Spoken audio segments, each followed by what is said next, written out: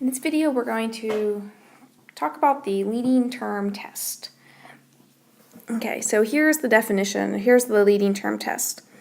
So f is some polynomial, and this is the leading term, the term that is in front of the x with the highest power. Okay, so the end behavior of f as x approaches infinity, negative infinity, and as x approaches positive infinity is similar to one of the following graphs. Okay, so be careful that I'm just talking about the end behavior. I'm not saying that the graph looks like what I have here. I'm just saying that the end behavior looks like what I have here. Okay, all right, so if n is even and if the leading term is positive, such as if we had, 3 times x squared, or to the 4th, or to the 6th, anything where it's even, and then anything else can be in the back. I really only care about the leading term in this test, right? It's called the leading term test.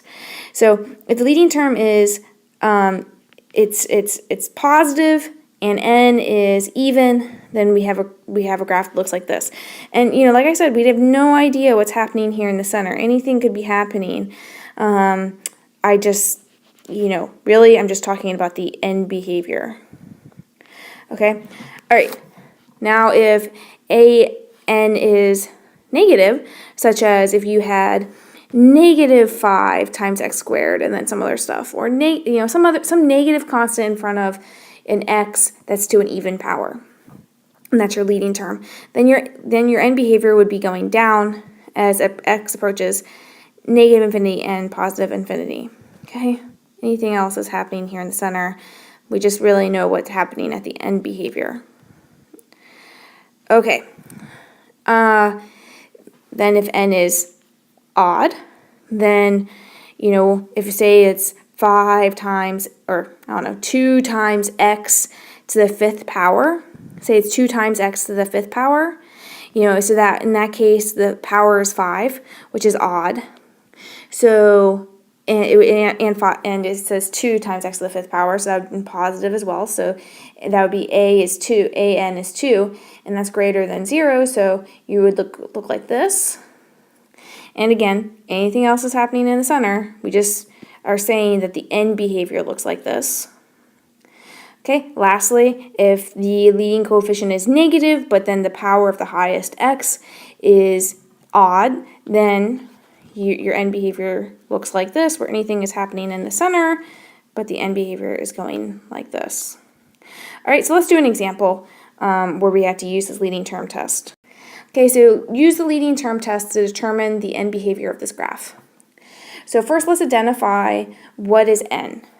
So n is the power of the highest power of x in the polynomial. So in this case, n is 5. And that's the 5 that's coming from right here. Okay? Then what's a sub n? What is the coefficient for the highest, for the x with the highest power? That's going to be this 5 here. So that'll be -5. Oh, so that's less than 0. And this is odd. Now, in the previous slide, I said that the end behavior for, when a sub n is less than 0 and we have odd, it's going to be like this. Something's going to be happening in the center, we don't know, but the end behavior we know is going to be like this.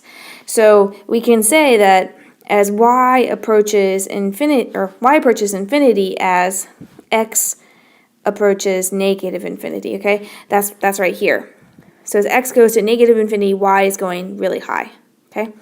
And then as x goes to positive infinity, y is getting really low.